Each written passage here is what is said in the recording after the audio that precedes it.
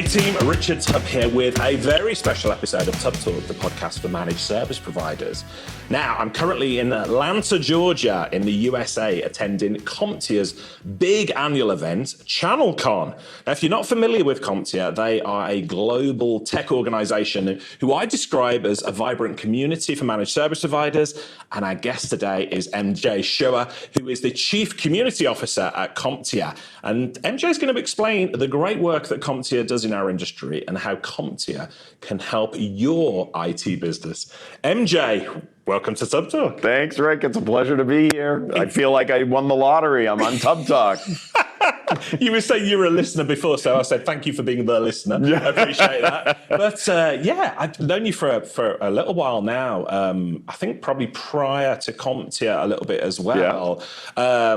But it seems a little bit surreal. Firstly, that it's taken so long for us to get you on the podcast. So apologies for that, but you're here now. No. And secondly, we're sitting in an executive suite in a very posh hotel in Atlanta. There's a heat wave on here at the moment. It is sweating. And just to paint the picture for our listeners here, MJ came in, we sat down at the room, we got a drink and chatted as friends. And he said, do you mind if I put my feet up here? So we're actually sitting with our feet on chairs here while we go through the conversation. So as always, this will be a laid back, easy listening conversation for you. But my favorite kind. So I gave a brief introduction to CompTIA, barely scratched the surface, talked about it as a community, but you're so much more than that as an organization and as a business. So I would say many people are familiar with CompTIA for your certifications, the A+, the Network Plus, things like that. But many other people may not be aware of the great work you do on the non-profit side of things. So can you give us an insight into what CompTIA is and what you do? Sure. So at our core, we're what's known as a 501c6 trade association that has some certain rules and regulations around it. But fundamentally speaking, it means we're a nonprofit organization. We're a trade association. So our role is to represent the industry and help the industry and everyone in it be the best that they can be. So for example, our strategic mission is to unlock the potential of every individual and organization in this amazing industry that we all get to call home. And then specifically, as you said, we have our certification and training business, which is what we're very well known by globally. We're considered to be the premier vendor neutral certifying authority in the technology space. And these are high stakes audited credentials. And then we have the nonprofit activities that we do. We're very fortunate to be a self-funded association because we generate sufficient revenue from our certification and training business that we're then able to invest in giving back to the industry. And so that's where I sit in the organization, running the CompTIA community team, which is a global team. We have several thousand member companies around the world.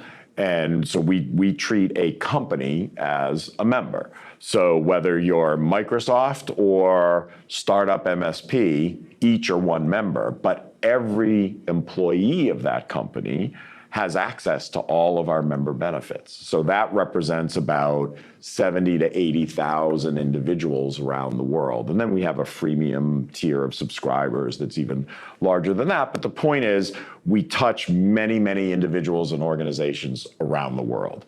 And we do that through 6 regional groups, one in North America that encompasses the US and Canada, one in the UK and Ireland, one in the Benelux region, the DACH region, which is Germany, Austria, Switzerland, the ANZ region, and our newest is the ASEAN region, which is the Association of Southeast Asian Nations, which is a mouthful. But you can think of it as all of the Asia-Pacific countries between India and Japan, south of China, except for the Koreas. There's always an exception in like everything. But it's 10 nations in an economic association, and we've gotten off to a great start in that region. And the newest region that we're going to bring online are the Baltics and Nordics, just north of Europe. So, you know, we continue to go where the industry is seeing good activity, good momentum, and a desire for content and learning. And then we also have what's called a 501c3 nonprofit foundation called CompTIA Spark that operates just in the United States right now. But that provides a middle school curriculum at no charge. It's a gift to middle school teachers to teach middle schoolers, which in the US is typically grades 6 to 8 or some combination of that. But that age group, to get them interested in careers in tech. It's one of the ways we're trying organizationally to positively influence the number of young people coming into the technology space, because we all understand we have a huge gap of available skilled talent working in this industry. So we feel like we have an obligation to try and help address that. This is just one of many ways that we're trying to address it, but it does fall under my auspices.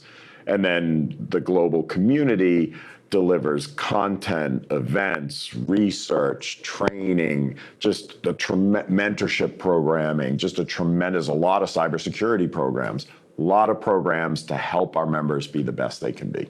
So yeah, I always describe CompTIA, or certainly the community side of things you talked about, as being one of the best kept secrets in the IT industry. So many benefits for members, whether you're a vendor, whether you're a solution provider, whether you're somebody like me who sort of straddles in between a little bit. And I've been a big part of CompTIA in my career, as forever, basically. Yeah, so we'll talk about that a little bit more, but let's talk about ChannelCon. So we're here. Okay. So people will be saying, Richard, why have you flown halfway across the world? Well, firstly, I get to hang out. We're not that far. Firstly, I get to hang out with MJ and Estelle and the team at CompTIA, who are magnificent. So many great people under one roof. But ChannelCon has always been one of my favorite events, not just because of the sessions. And just before we came in here, I was telling you about, I've been to a session with Rich Freeman and Eric Simpson that was just worth the price of admission, so to speak, there. But CompTIA pulls so many amazing, inspiring people together under one roof. We've got ChannelCon here in Atlanta this year, but you tend to move around, don't you? I know next year you'll be in Nashville, in Tennessee. Last year we were in Las Vegas. But you've also got ChannelCon EMEA in London that takes place every year. So if you're listening to this and you're thinking, I don't want to go the other side of the world, as MJ said, it's only a short flight, actually. But secondly, there are events in Europe as well. Right. But for anyone not familiar with ChannelCon whatsoever, how do you describe the event to people? How do you say you must come along? So it is truly a unique event in the industry, and it's driven by the unique place that CompTIA sits in the industry. As a vendor-neutral nonprofit trade association, we're able to do things that other for-profit organizations aren't able to do for obvious reasons, right? That's not a criticism. That's just a statement of reality. When you go to a vendor event, it's sponsored by the vendor. There might be sponsored sessions or exhibits or what have you. It's part of their whole revenue model, and it's part of how they deliver value to their customers. That's important, and that absolutely needs to take place. As a nonprofit association and a neutral association, we sit at a unique juncture of all of that. So we're the big open tent where everyone is welcome to come together. And what I like to say is, just leave your logo and your ego at the door and come together to do what's best for everyone. Because guess what? If I can help you be better at the good work that you're doing, that helps so many more people. And if you can help me be better, et cetera, et cetera, et cetera. It's the age-old cliche, a rising tide floats all boats, right? I get it. Rising tides are controversial right now with climate change. Not necessarily a great analogy. I haven't figured out a new one yet, but it's a good illustration. But ChannelCon is all about thought leadership. It's all about our neutrality. What I hear from attendees are primarily two things. They love that the content is educational and not selling from the stage.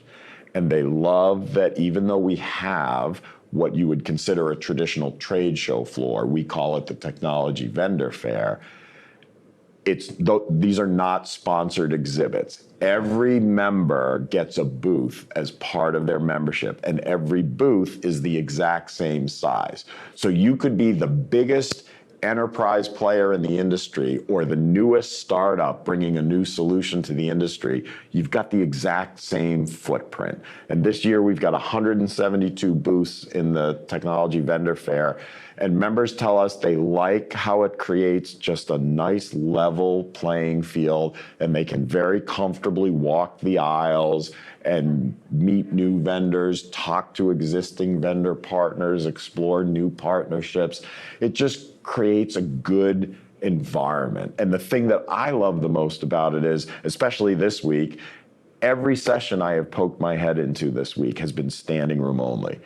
And that, to me, that is amazing, because there's still a ton of networking going on in the hallways, but yet there are a ton of people in the sessions, which means, you know, obviously this is resonating for the attendees, right? Yeah. You know, I've got a phenomenal team. I mean, you mentioned some of the team members. I mean, I consider myself to be incredibly fortunate with the caliber of folks that I work with every day, and they pour their heart and soul into making sure that we've got compelling content and good value. It's all about the members. And so this, you know, things like I mentioned tell me that this is resonating for the members and we're doing the right things. And I look for feedback all the time, because as smart as we are, as experienced as we are in the industry, we're not perfect. We're like everybody else. We could, you know, and if we were perfect, not that that's even possible, but I'm the type, if we were perfect, I'm like, I want to be perfect plus. You know, we can still do something better. So I love meeting attendees who are here for the first time, and I've got the easiest email address on the planet. It's just mj@comptia.org. I'm like, hey, I've got a really easy email address. I would love for you, and don't feel obligated, but I would love for you after the event to send me an email and tell me what you liked, what you didn't like, if there are things you'd like to see that you didn't see, things we could do better. I'm a sponge for that. And I what's the right word? Model that for the rest of the team. So the team is always looking for feedback too. And I think that's how we keep improving the event every year, is by listening to our members and providing a value that's worth hopping on a flight across the Atlantic, that's worth, you know, coming from the West Coast to the East Coast, or the East Coast to the West Coast. You know, I've met attendees from the Netherlands, from Germany, from Australia. I'm sure I'm missing a country or two here. And of course, all over North America. I mean, the majority of the attendees here are obviously North American. When we have our EMEA event in October, obviously the majority of the attendees are from the UK, Ireland, and continental Europe. I mean, that just makes sense. Yeah. But it's nice to see that members are even coming to ChannelCon from all of our global regions. That's awesome. Yeah, and membership of CompTIA is low cost. Yes. You know, super low cost. I say it's an absolute no-brainer. A non-profit organization, vendor neutral, all about education, and actually ChannelCon and the other events, which we'll come to in a minute, CompTIA don't charge a penny for people to attend these events if you're a member. So it's an absolute no-brainer. I want to reiterate something you said about the vendor hall and the nature of this event as well. I go out of my way on this show and with Tublog, the hub for MSPs and everything else, to shine a light on the positive disruptors in this industry, the small fish, the newcomers, the people who are changing this industry for the better. When I went into the vendor hall, you've got, well, I think it was about 180, 170 plus vendors. 172, yeah. First of all, I love the democratization of it. So, you know, with no knock on anybody in our industry who can afford to buy the bigger booths, everybody had the same size booth. Yep. So first of all, everybody's equal on the level playing field. And secondly, even for somebody like me, who I consider highly plugged into this channel, there was more than 50% of the vendors there, MJ, that I had never met, never come across, who have got very cool ideas. I was like a kid in a candy store, as you would say over here, just meeting new people and going around. So purely from that perspective, you know, coming to a CompTIA ChannelCon event, EMEA or you know, North America based, you get into the event for free. Yeah, there's still the cost investment of traveling and hotels and things, but you get brilliant vendor neutral education, and you also get to meet the up and comers in the industry as well as the veterans and the experienced people. Brilliant. I'm also going to get on my soapbox for a second before we move on from this event. I was asked, I make no bones about it, you know, I do, as well as the work that most people know me for, the writing and the podcast, I do advisory work for vendors and other people in the background. And I've had a number of vendor clients this year who I do advice for saying, hey, Rick, which events do you think we should go to? Because the industry is getting saturated with too many events. And I am firmly of the belief, and I'll put it out publicly here and now, we are going to reach a tipping point real soon where the events industry is almost going to eat itself because there's too many poor or average events. ChannelCon, and I'll give a shout out for Super Ops and their Super Summit and other events like that, who focus on no pitches, just education. Those are the events that are going to succeed. And I think you're setting the benchmark for what events are going to look like going forward. Because people don't want to come to an event to be sold at. They want to learn. They want to find out things in their own time. And then if you do a good job of that, for the vendors coming here, people are going to buy from you anyway. Yeah. So yeah, there you go. I'll get off my soapbox. Look, I appreciate those words very much. It is exactly what we are. We're very intentional about that. That's not going to change.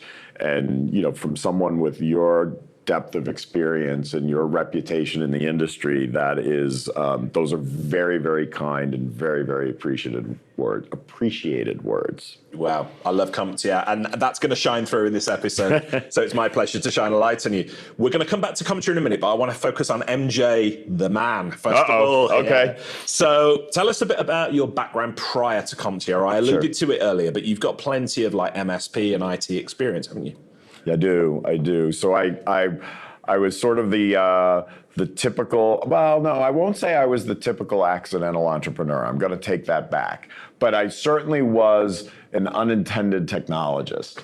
My university degree is in political science with a concentration in Soviet studies. Well, the Soviet Union doesn't exist anymore. So I was like, oops, maybe that wasn't such a great idea. But I found myself working for some startup software companies in a sales role, and then a hardware company, and just I got bitten by the technology bug. I taught myself everything I needed to do and wound up as an IT director.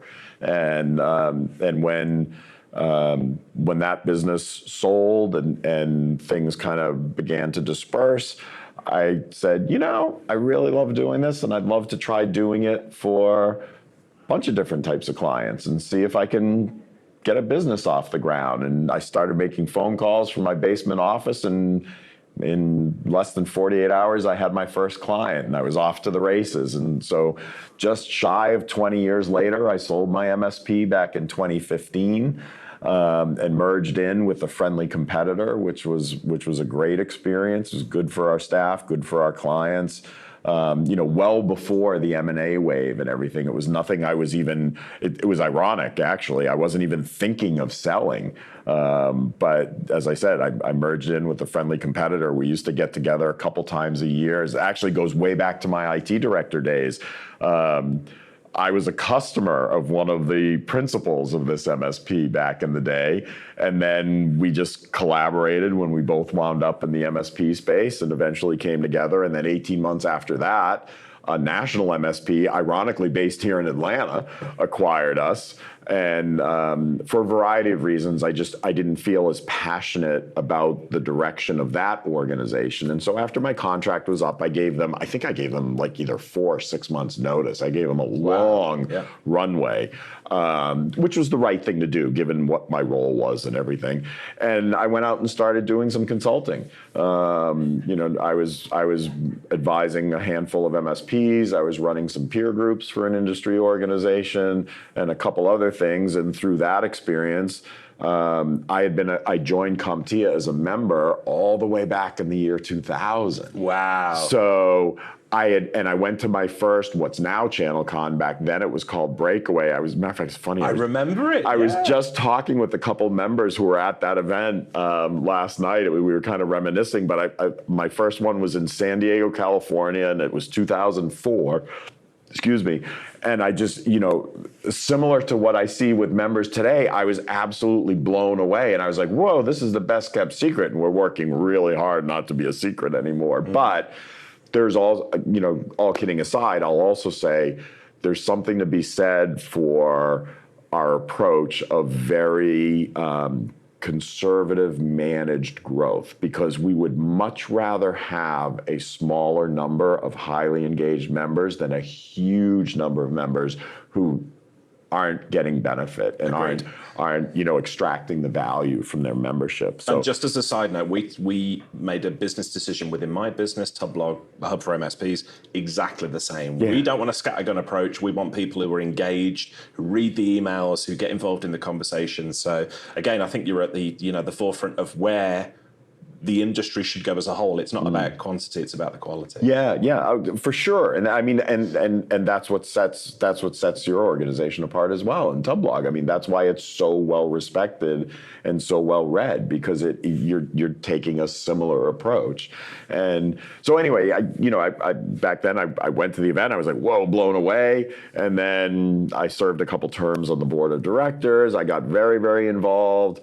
Helped launch the original, I think I was the first MSP to have the original Security Trustmark Plus back in 2012, before the industry really was embracing that. And then fast forward, when I was doing some consulting, our CEO, Todd Thibodeau, reached out to me and asked me if I would take on a project which has evolved to become the CompTIA Community ISAO, our cybersecurity threat intelligence sharing organization. And so I was doing that under a contract, and then he called me one day and he said, why don't you just come on board? And I said, why don't I what? And he said, look, it seems like you're having a lot of fun. You're certainly doing a good job with this, and I can't think of anyone else I'd rather have run it. Would you consider coming on board? And I was like, whoa, okay, let me think about it. I hadn't thought about it. I thought about it. It didn't take me long, but I wanted to talk to my wife. And I called Todd back the next day and I said, look, I just need a little bit of time to sunset my clients. I don't want to leave anyone hanging. But yeah, I think this could be the right thing at the right time for all the right reasons. I was like, wow, what an opportunity to give back. I'd never really considered that. And so I was very, very quickly able to land all my clients with other organizations that I respected and felt comfortable with, and came on board. And then about a year after that, Nancy Hammervick, who had been running our membership community for about 11 years at that point, kind of got an itch to do something else inside CompTIA. And Todd reached out to me again and said, hey, I'd like to talk to you about taking over the membership activities. And I'm like, well, that's not something you say no to. But it also felt like, look, I love this industry, if it's not clear. I just love everything about it. I love the people. I love the sense of community. I love the work that we do. If anyone's ever heard me speak, you know that I have a very kind of existential, out there view of our role in the world. I believe in my core of cores that the work that we do in this industry actually leads to freedom and opportunity for people around the globe. Because what do we know about tech? It is 120% powering the global economy.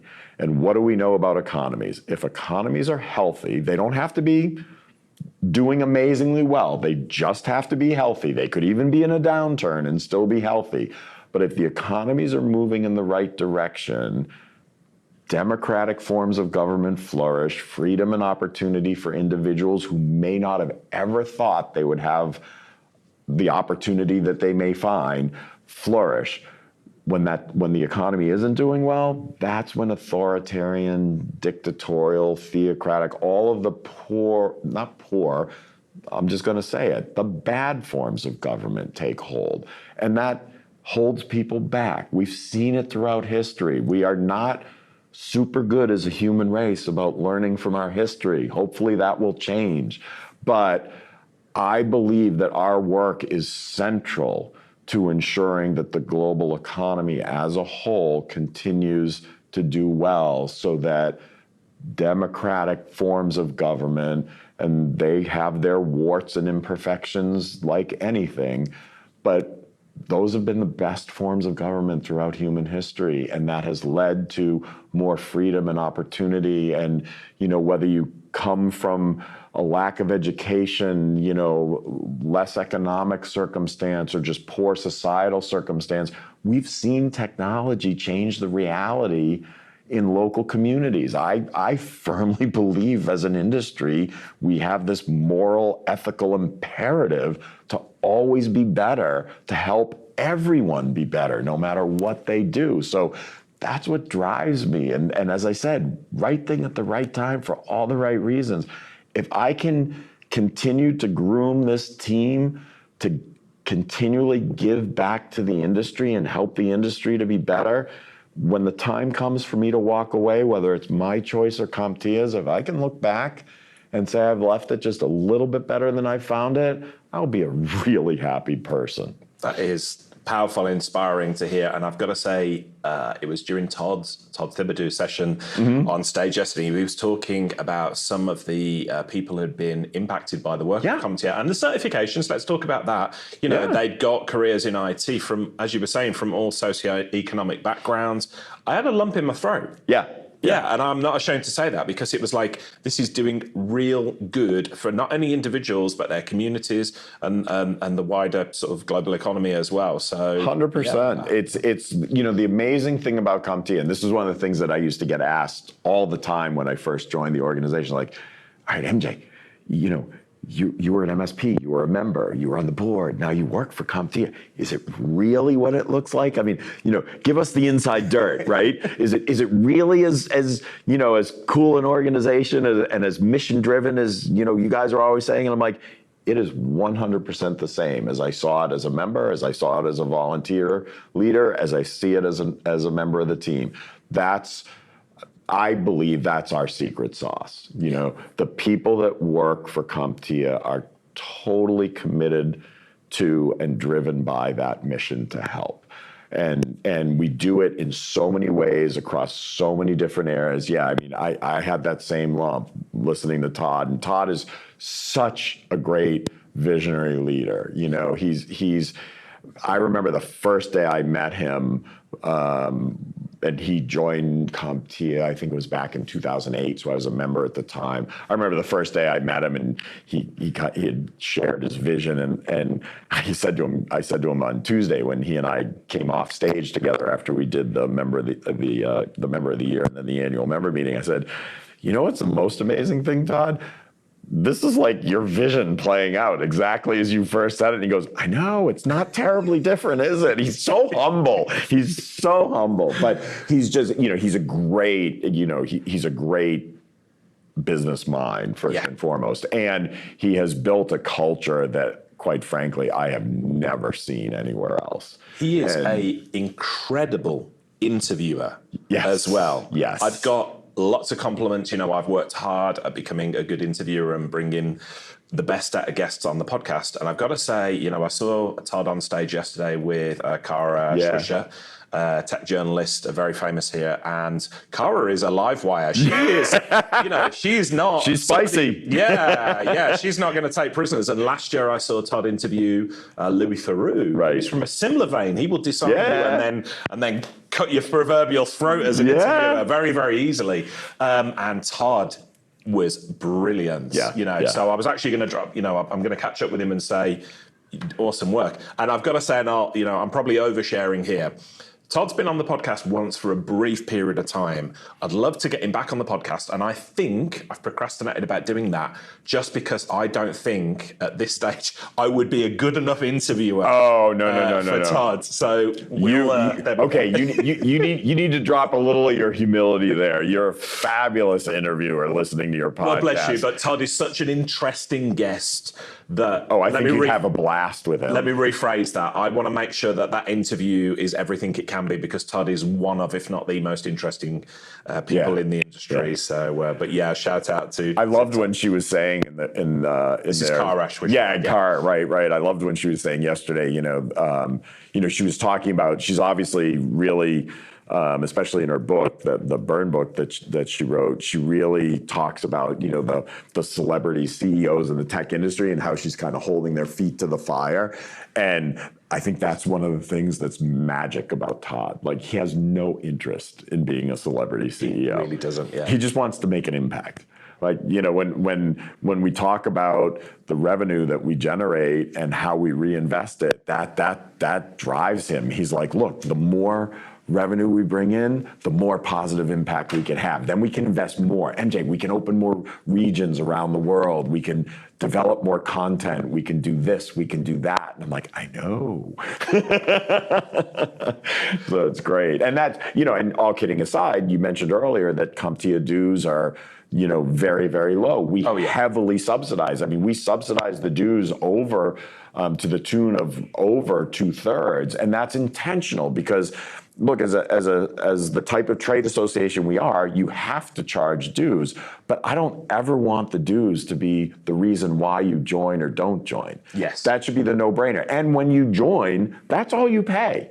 You don't pay to access our research. You don't pay to come to ChannelCon, as you said. We are not, on the nonprofit side, we are very fortunate. We are not about driving revenue. We are about driving positive impact for people and organizations and the broader objectives, as I mentioned, about just doing the right thing to help the world be the best it can be. Yeah, whether you're a vendor, whether you're an MSP, and I speak to thousands of both every year, CompTIA membership is a no-brainer. Right. So right. We'll explore a little bit more about that. Sure. I want to go back to an early part of your career. Am I right in thinking, either during the MSP time or prior to that, you were there at almost like the birth of what we now know as the modern internet and connectivity as well? Yeah, I was. So I've got to say, with my geek hat on, tell me about those times. What was that like? The first, obviously the internet's been around for a long time, but I'm talking about the birth of modern connectivity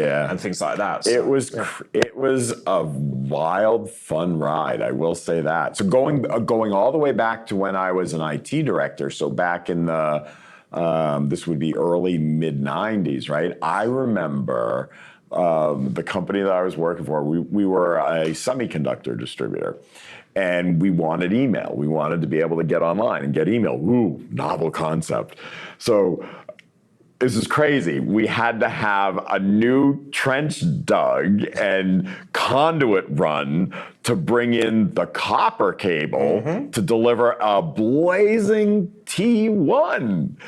What were those? I mean, I can't even remember how many megabits those were. It was like ridiculous. Like if somebody was trying to use T1 connectivity today, they'd be like, this is ridiculous. Yeah. This is the dark ages. And it cost us, oh my God, we were paying over $4,000 a month for this. Crazy. And I got the harebrained idea, this must have been, I'm gonna guess this was maybe like the 95, 96 time frame. So yes, I'm getting older, but I'm young at heart. So I got the crazy idea that we should defray our costs by establishing the first dial-up internet service provider for consumers where we were. That was a crazy idea.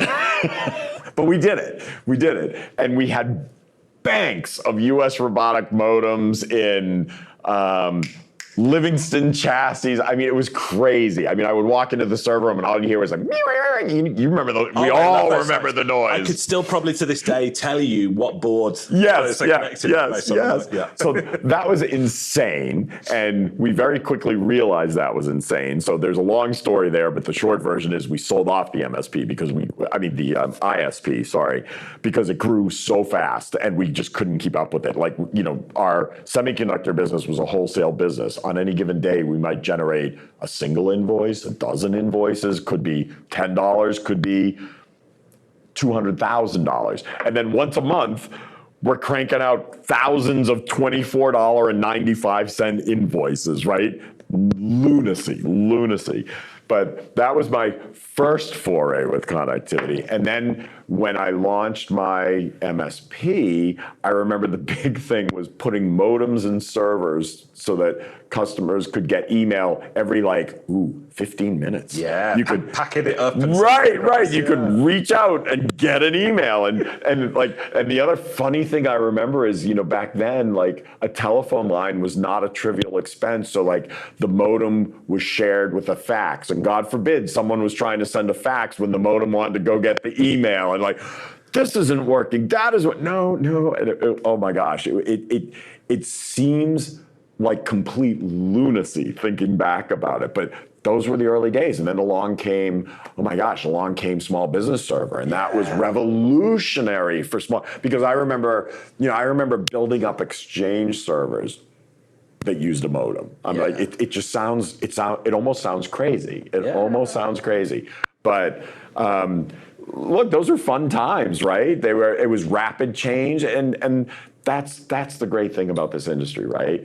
Year after year, decade after decade, it's constant change. Like, I love people say, I'm afraid of change. I'm like, you're in this industry. You are not afraid of change. This industry is change. Right. You may think you're afraid of change, but you're not.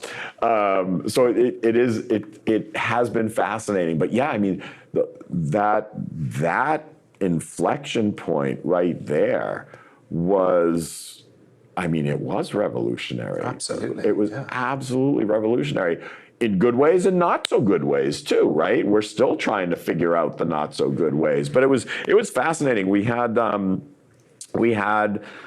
Director Gamble from the Southeast region of the Cybersecurity and Infrastructure Security Agency, similar to NCSC in the UK, for example. And he was actually reflecting back on that and the connectivity and, some of the challenges that we all recognize today with some of the, this primarily relates to social media and disinformation and things like that.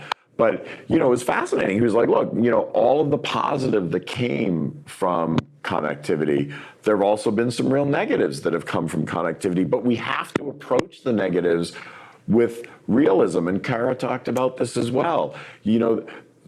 These companies are never going to self-regulate themselves. That's not what their role necessarily is. It's certainly not what they're being driven by in terms of their business models or financial structures and how they're owned and things like that.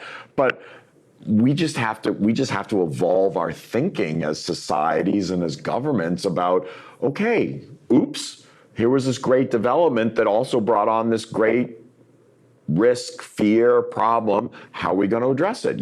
Look, the invention of the nuclear bomb, as controversial as that is, there are those who argue it saved millions of lives in Europe and the Pacific theaters at the time of World War II.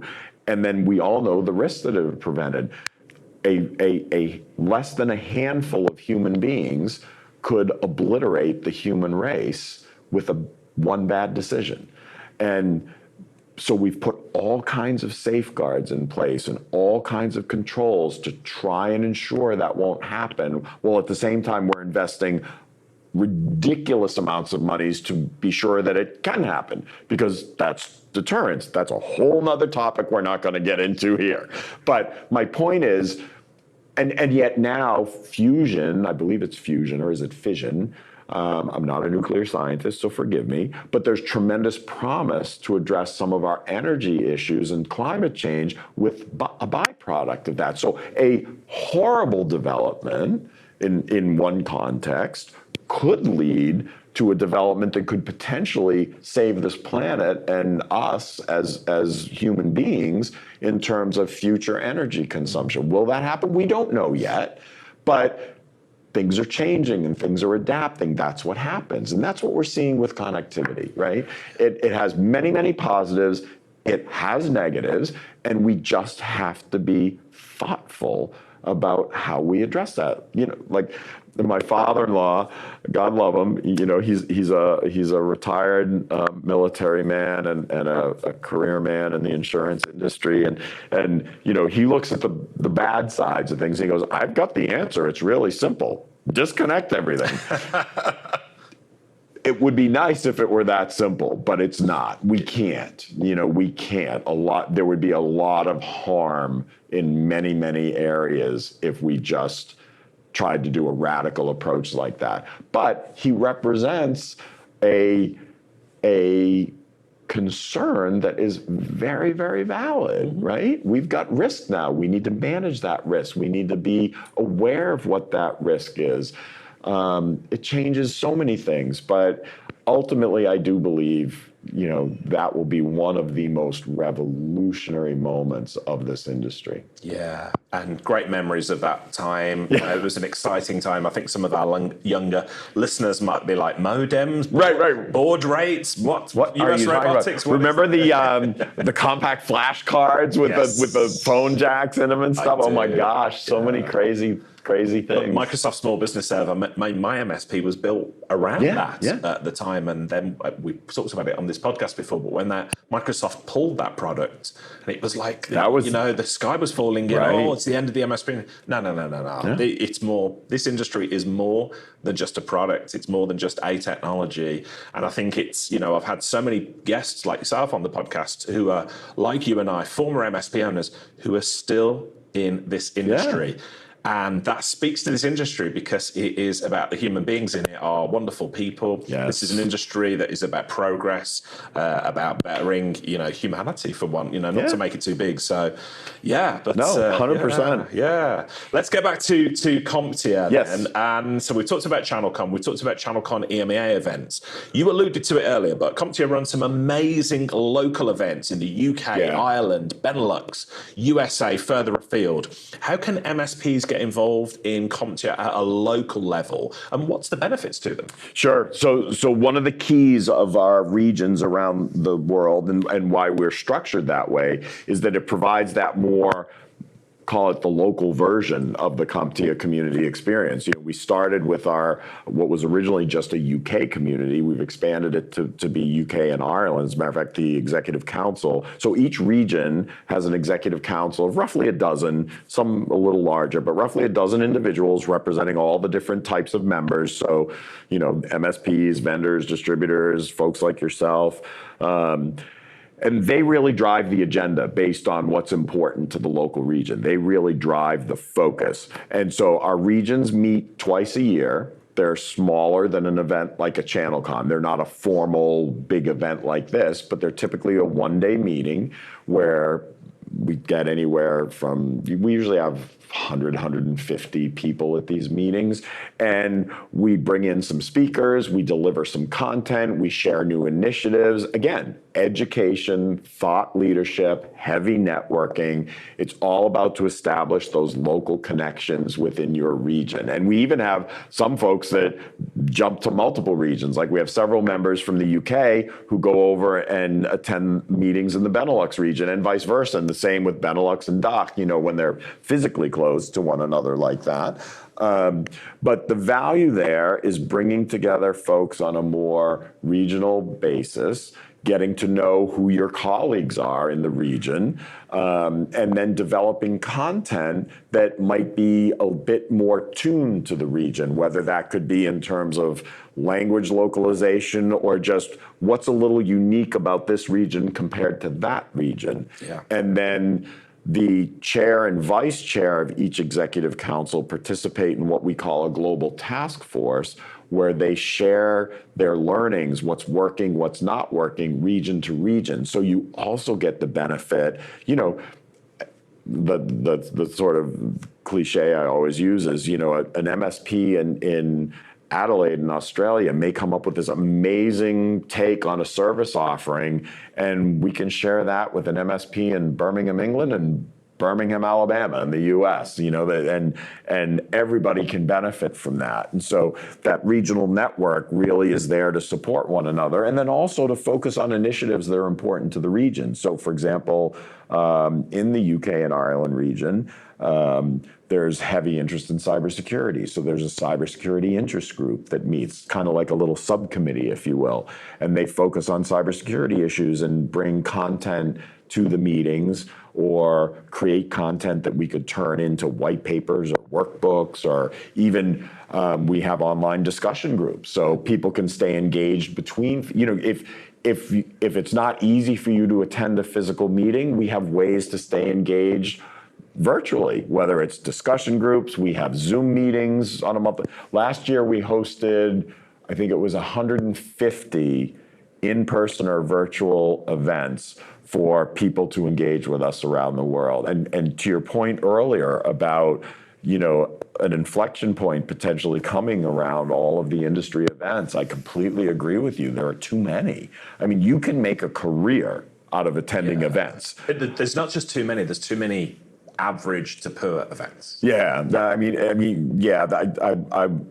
I'll reserve comment on that. But I certainly believe in certain types of events, right? Like I believe that vendors who have partner communities, I think there is a purpose for those events because, Agreed.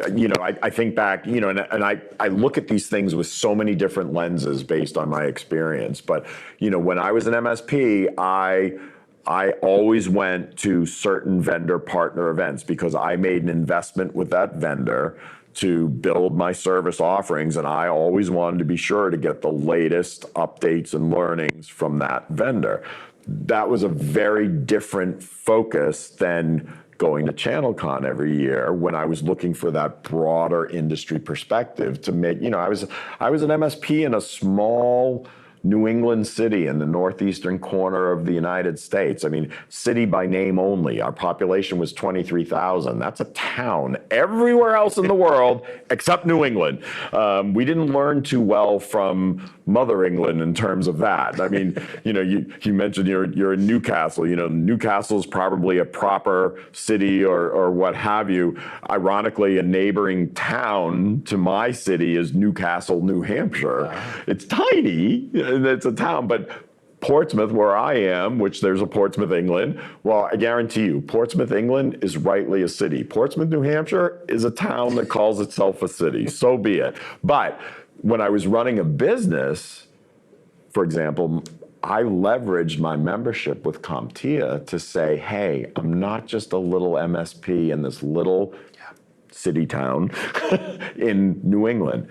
I'm a member of our global trade association, and I have access to all of these resources, and I've made all of these connections that bring a perspective to our service delivery that is different from our competitors. Yeah. And I leverage the daylights out of that. I'm so glad you brought that up because it's such an important piece that many MSPs perhaps overlook. So they come along to CompTIA events and they learn, they get better as a business, they collaborate with their peers, but their clients never actually know, or their potential clients never know about that commitment. I know. If they perhaps, and this is maybe a shout out to listeners, MSPs listening, if you come along to CompTIA events and things of that nature, we'll share it with your clients. They may not be 100%. Interested in the nuts and bolts. However, they are very interested in that you are continuing your professional development. You are getting involved in the bigger questions that are being asked in the conversation, the debates. So do it because it does project you as a much more professional, forward-thinking, innovative company. So that's another aspect of the local meetups for me is really powerful. And I've got to say, you mentioned Birmingham, England as well, Birmingham, Alabama. So Birmingham, my hometown, of course. And the reason the local CompTIA groups are so important to me, and I'm so invested and so proud of them, when I sold my MSP business going back 13, 14 years, it was a couple of months afterwards, CompTIA, I believe the UK and Ireland was the very first community that was that's correct. Put together. And my peers voted me, and CompTIA asked me to be the first chairman ever in the UK and Ireland, which I'm very proud of. But we had 20 members meet up in the very first meeting in Birmingham. And of course, I went to one of the CompTIA meetings recently, and there was 150, 200 it was 156 were at the last one. Yep, so amazing. And, you don't get that many people if there's not value to these things. So I always say about the CompTIA UK and Ireland community, I was the very first chairman there, very proud of it. Did it for a couple of years. When I stepped down, that community really flourished after that. Well, I would say you laid a very good foundation for it to flourish upon. Well, you're very kind. But not about me, but the point is for MSPs, there is real value there. And if you're listening to this perhaps from afar, and you've not heard me talk about this before, don't try and do this journey on your own. Right. The MSP industry, unique, very, very, open, so-called competitors helping one another. Yeah. We've got the vendors in the ecosystem, powerful, and that's why MJ, I love the local events so much. Yeah, they really are great, and they provide that, as I said, they provide that local impact. For example, with all of our research reports, we also produce an addendum for each of our regions around the world. So when we just had back in June, the most recent UK and Ireland meeting, a member and I, Tracy Pound with Maximity, who's currently the chair of our board at CompTIA, Tracy and I did kind of a fireside chat back and forth about the UK and Ireland specific research data as part of our larger flagship State of the Channel research report.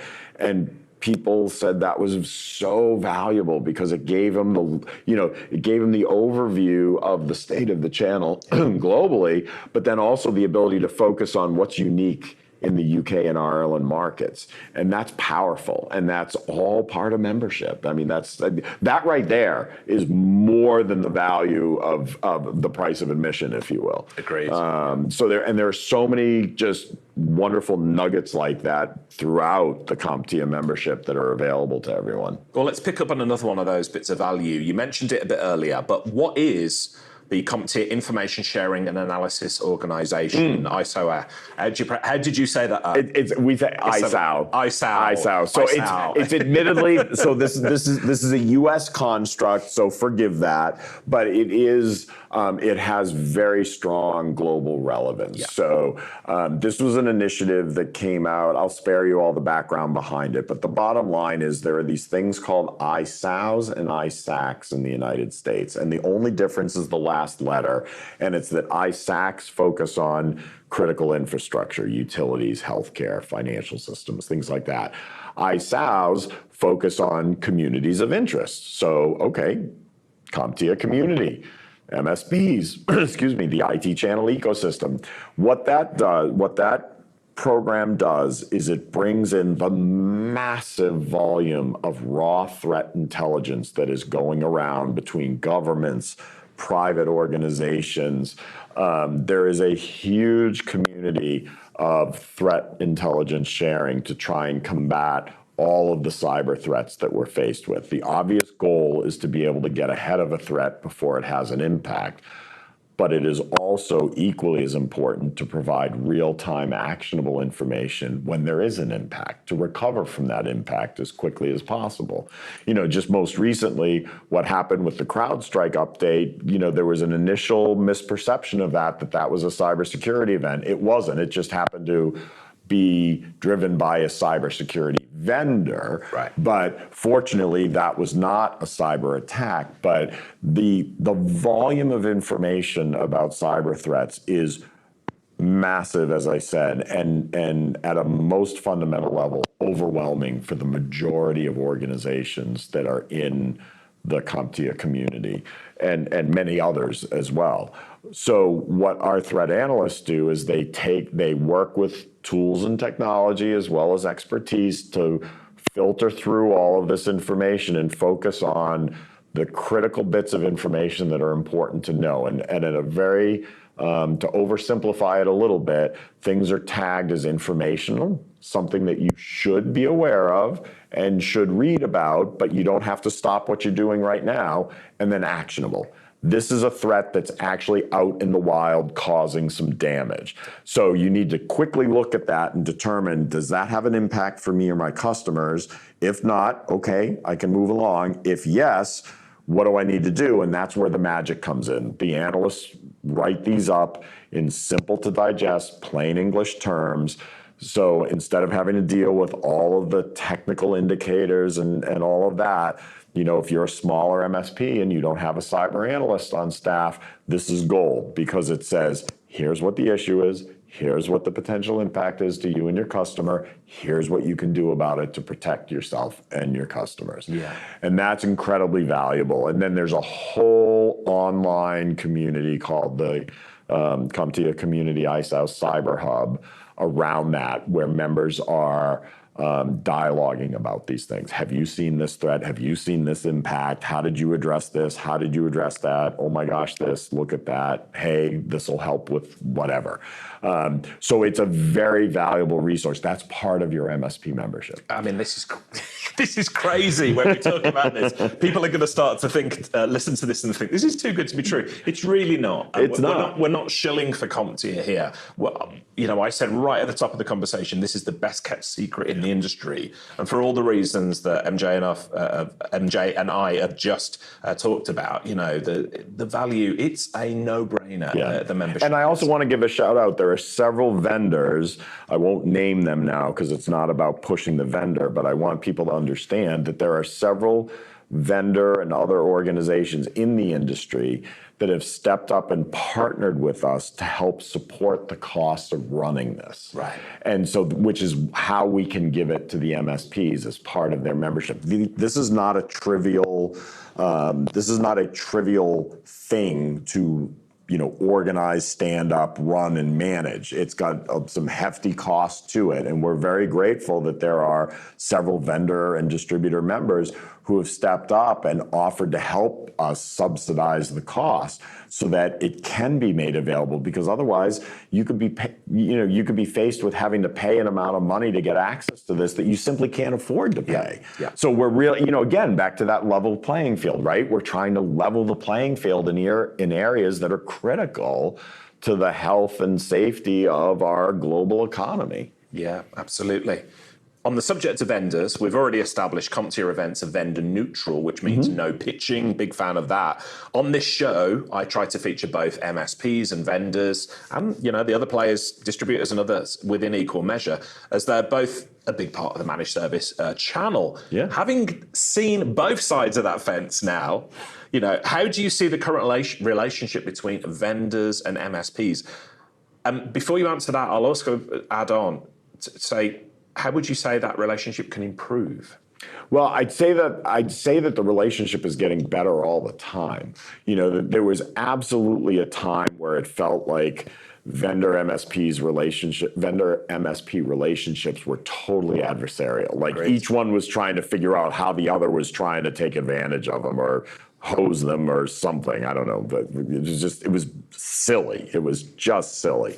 I think we are in a period of evolution right now where they really are starting to become true partnerships, where each is understanding that they are directly vested in one another's success, right? And that, yes, some vendors are owned by private equity or have aggressive growth goals, be they financial or market share, what have you. And look, business is business. That is how capitalism works. And like anything, it's got its warts, but it's still the best system out there. So I think that there is more and more understanding of what each partner's business model is, and a respect for that, and a willingness to work together for the relationship to be a win-win. Because it makes no sense that it was ever adversarial. It absolutely doesn't. And, vendors are trying to do the right things. Yes, some of them have shareholders to answer to. Of course, that puts pressure. So does General Motors or Skoda or, any of the big auto manufacturers. But guess what? We still buy their cars. We still like their cars. We're still, we've got loyal people. I'm going to drive a Land Rover till the day I die because I'm a Land Rover guy. And I'm going to drive a Ford F-150 pickup until I die because I'm a Ford F-150 pickup guy. That's okay, right? As long as you're getting the service and support and the partnership that you need. And that's what a healthy ecosystem does. So I think we're continuing to see positive evolution there, and I think we will continue to see positive evolution there. And I think some of the startup vendors that have come into the space have disrupted some of that in a good way. Agreed. In a good way. I mean, there was a time when I felt like we need to develop a course of how to be a good customer of a vendor and how to be a good vendor to our customer. But And we do have some trainings that do focus on that, right? Like one of our most popular member benefits for our vendor community is a course that we call Managing the Technology Channel. It's actually being delivered here at ChannelCon, and it's always very popular. It's very popular throughout the year, and it does talk about that at some level. But I'm also glad that we didn't have to like follow that idea through. Like, do we need to teach you people how to like get along intelligently? It's happening, and I'm really pleased to see that. Yeah, things are improving. Yes. I think CompTIA, other organizations like yourself are going a long way. That vendor neutral piece, ironically, is improving the relationship between vendors and MSPs because they're seeing each other as they're just trying to do the right thing. And I think we can't ever forget, we're still a young industry. Agreed, yeah. You know, I don't think we're toddlers anymore. We might still be temperamental teenagers maybe, but I'm hoping we're starting to crest that wave, right? I'm hoping we're starting to turn into the, stable young adults. But, as an industry, we're still so young. So there's ample opportunity here to continue to learn and evolve and develop positive trends and behaviors so that everybody benefits. Now, you're a big part of the CompTIA Spark Initiative. Yes. Tell us about that. What is that? So that's, as I mentioned earlier, that's the piece, that's our nonprofit foundation where we both give some philanthropic donations to worthy charities that touch the tech space. Every year we give away $150,000+ to different charitable organizations that our regions pick. So we give away in all of our local regions around the world.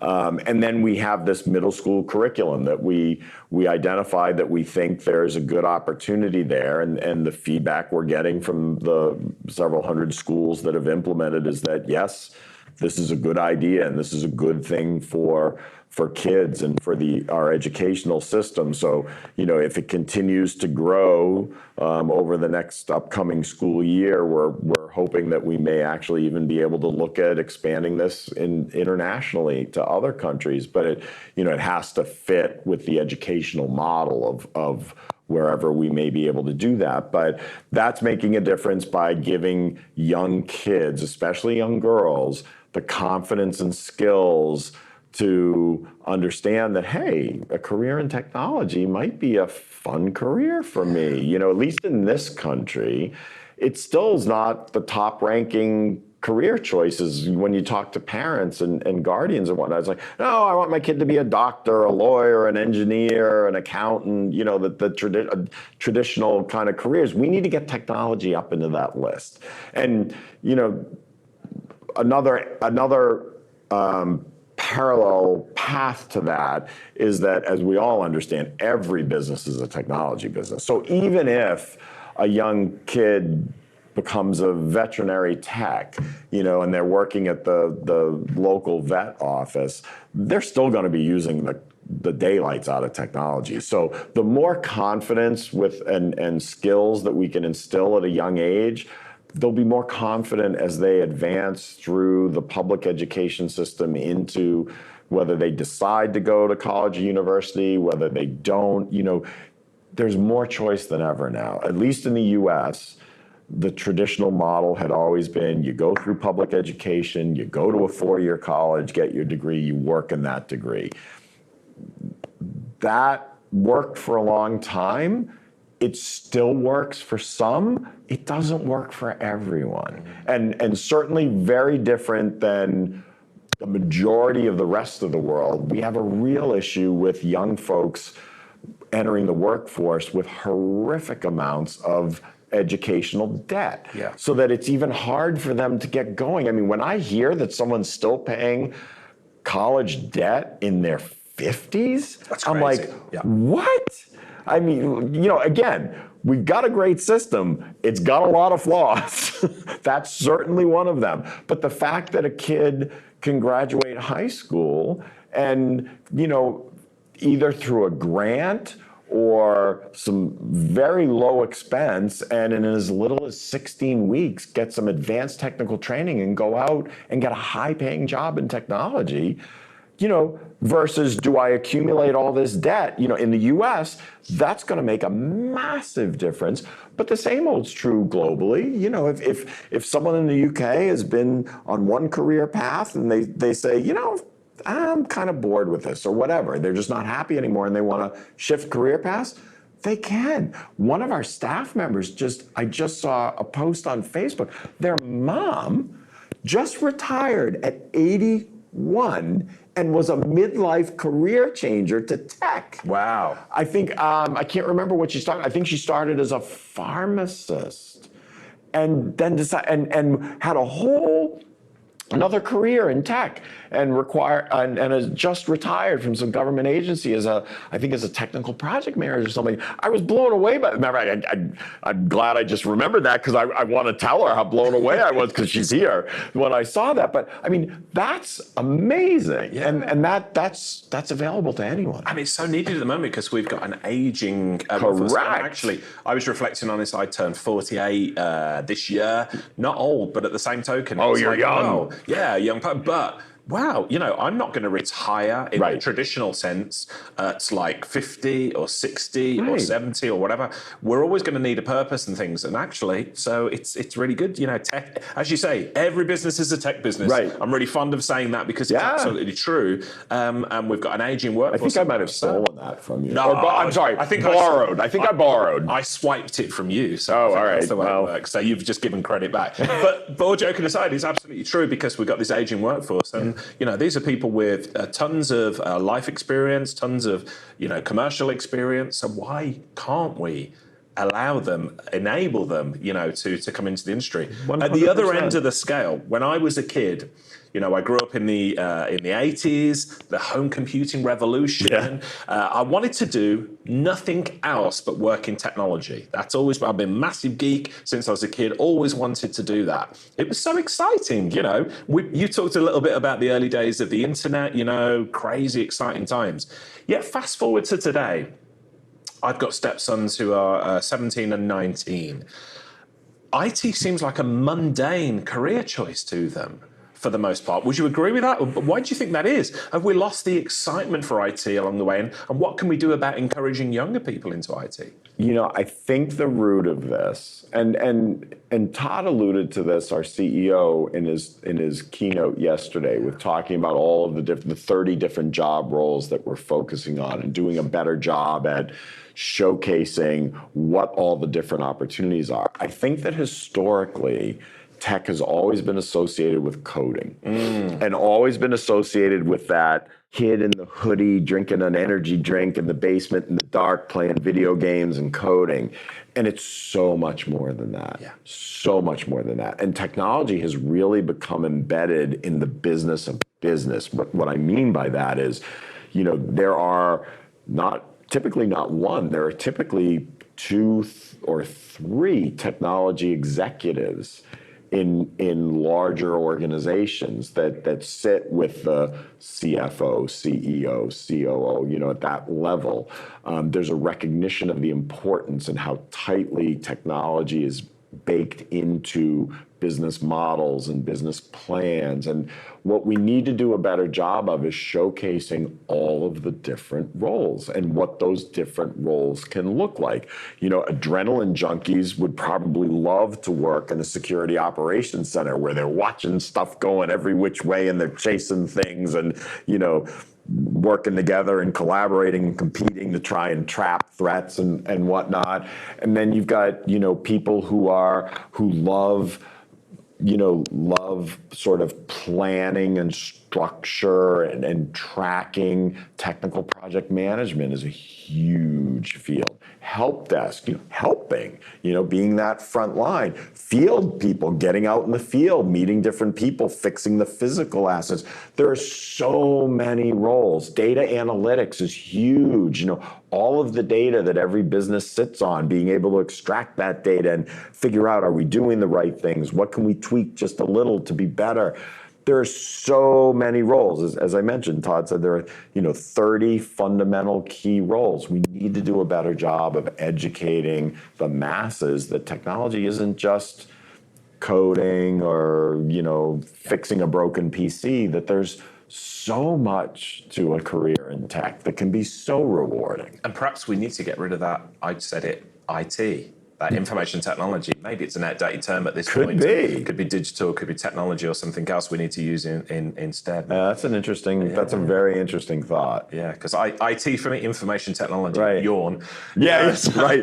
Yeah, not very sexy, is it? I want to pick up on a thread you mentioned, about 10 minutes ago. Back in Tubb Talk episode 62, I think it was, I interviewed the amazing Tracy Pound, your colleague, yes. Great friend of mine. We've had her on the podcast before, and we spoke about advancing women in IT. Yeah. And of course, Tracy is a hugely important part of CompTIA. I think she's done as much as anybody to raise the subject of women in IT, and she just does incredible work, as do CompTIA as a whole. Tell us a little bit more, though, about CompTIA's role in advancing women in IT. What does that look like? So first of all, I will say Tracy has just an incredible story, right? And a story that really reflects why advancing women in IT is such an important thing for us, because Tracy was told, you're a girl, you're not a technology person. No, you're not going to be good in this role. And being the determined individual that she was in her own very Tracy way, she was like, well, I'm gonna show you wrong. And she went out and she blazed a trail, and she does some really cool work, and not what you would necessarily traditionally think of as a technology role. I mean, she does technical training, she does business analysis and system implementations and optimizations. I mean, her firm does some really, really cool stuff that, again, going back to our prior topic, we need to do a better job exposing all of that. But she points out what is still, unfortunately, all too common a reality, which is that girls are discouraged. Yeah. Or at least they're not encouraged, yeah. and therefore discouraged, one of the two. But it's like, no, girls can do anything. I mean, I have a daughter that's in law enforcement that can run circles around most of her male colleagues. So it's, whatever you want to do. I have another daughter that's in financial accounting, and she's as good as any of her male colleagues. And technology, I don't know why, but it has been a very male-dominated industry. We're seeing that shift. We're absolutely seeing that shift. There are more and more women at these events every year, and it's awesome. It shouldn't be an issue, but it still is. So our regions have advancing women, the regions that want it, and most of them have an advancing women in IT interest group. It focuses on helping women pursue the opportunities that are available to them, deal with, even provide support if they're dealing with an unfortunate circumstance where they're being held back because they're a woman for, what are never valid reasons.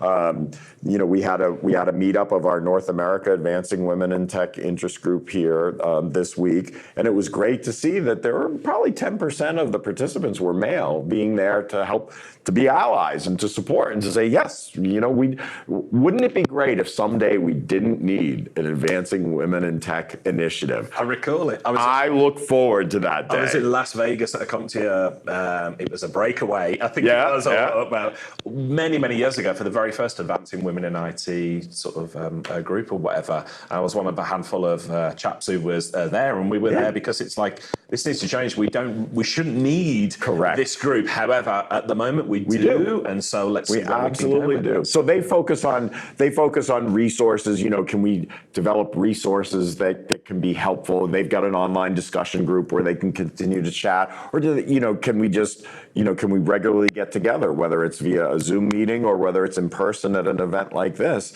and just share experiences and ask questions and look for advice and help and camaraderie and support, and it always brings out the best, right? Because everybody agrees with the same fundamental principle. It's a shame that we even need to call this a necessary initiative, but for as long as we do, we will remain committed to it. And as I said, I look forward to the day when we don't need it. Yeah. It's going to take us a while.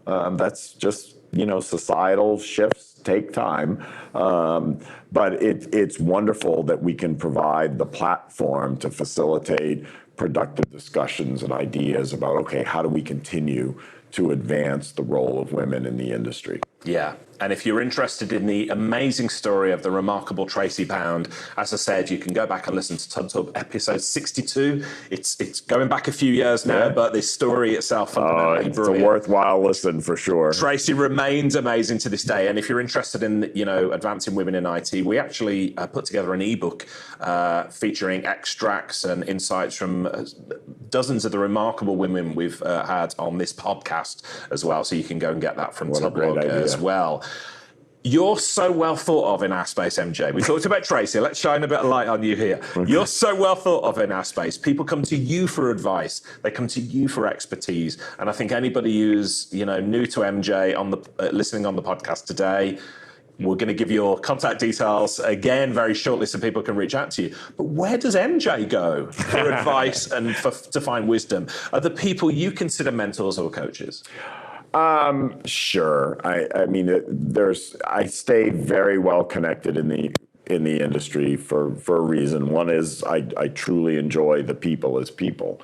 And I've been very fortunate to develop, some great trusting relationships where people will share different challenges with me. But, one of the ways I do it is there are 3 other MSPs that I hop on the phone with every Friday morning at 9 a.m. Eastern time. Wow. And we just chat. We just, we kind of just go around and talk about, what's new in business for us, what's new with our families.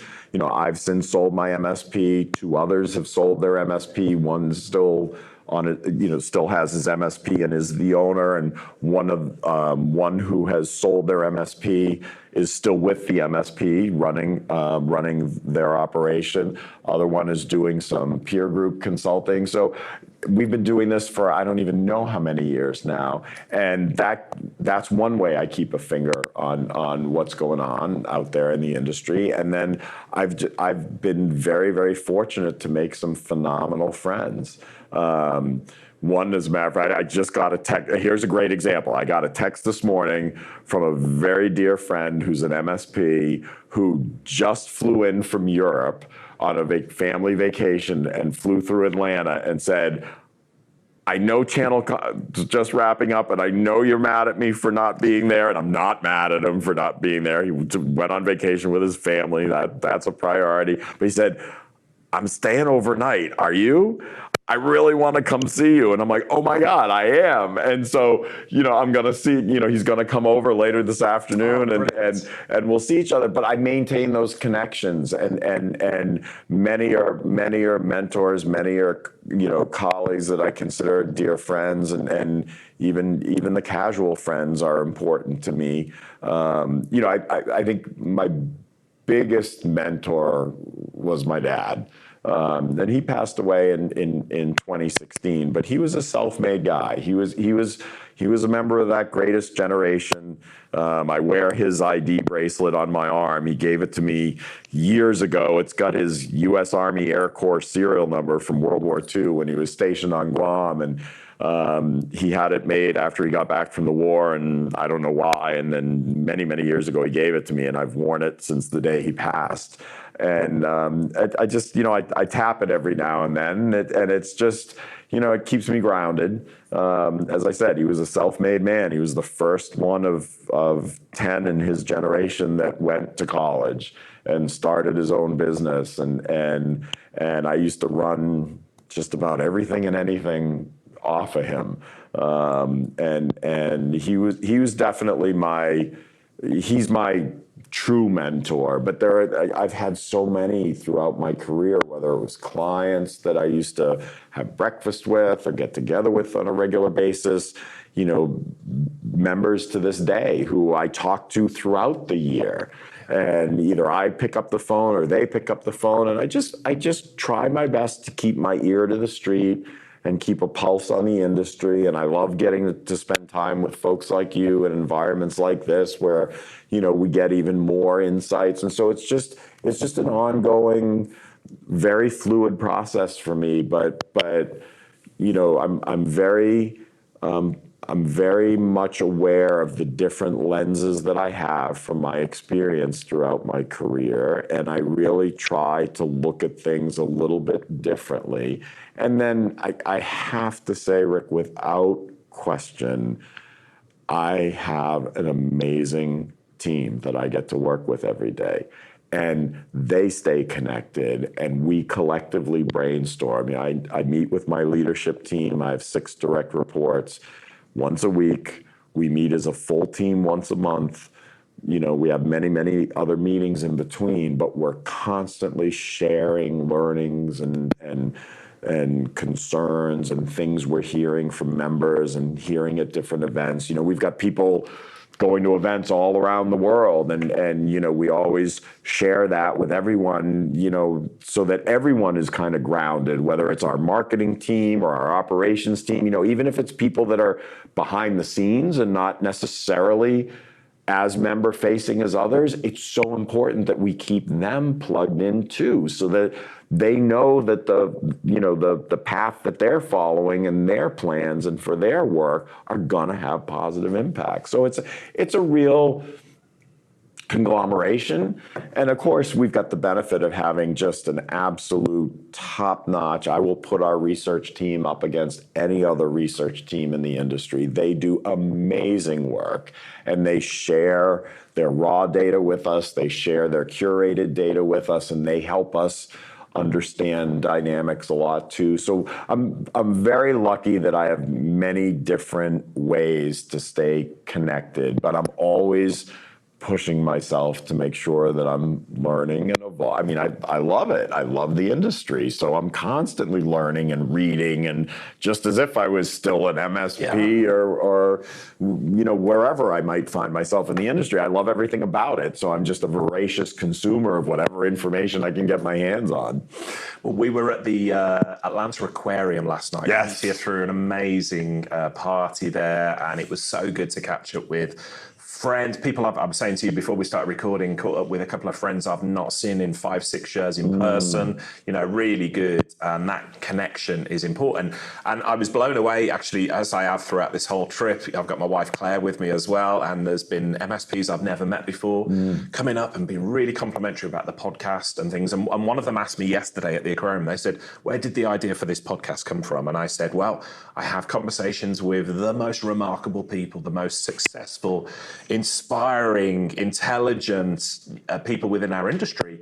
And I used to sit down and have those conversations, and then I'd go, oh, this is gold. I wish I'd recorded it. So the whole point of this podcast is to record the conversations with incredible people, remarkable people, to share it with the community. And MJ, you are a remarkable human being. And I think anybody who's never come across your work before or wasn't aware of it, listening to this podcast, will hear that. I also hope that we've shone a light on CompTIA, because they really are the best kept secret in this industry. You do nothing but good work for this industry as a whole. So thank you for being awesome. Thank you for leading CompTIA to new heights. And thank you to everybody from the CompTIA team, perhaps, you know, might be listening to this, Estelle and everyone else that I know who have done such amazing things. You've given your time so freely today, as you often do. You are a man in demand. We were joking about this for the benefit of listeners. MJ and I, you know, we said a few weeks ago, yeah, we'll do this interview, we'll get there. And then you looked at like MJ's schedule. It is insane at these events. And like every time I've seen him in conversation with people, I tapped him on the shoulder. I'm like, this is going to happen. It is. And we made it happen. So I'm so grateful that you've carved out not just a bit of time, but a lot of time to sit and to talk with me and the managed service industry who are listening as well. If anybody wanted to find out more about CompTIA, first of all, where should they begin? So I would go to connect.comptia.org. That is our CompTIA community website. So it's connect.comptia.org.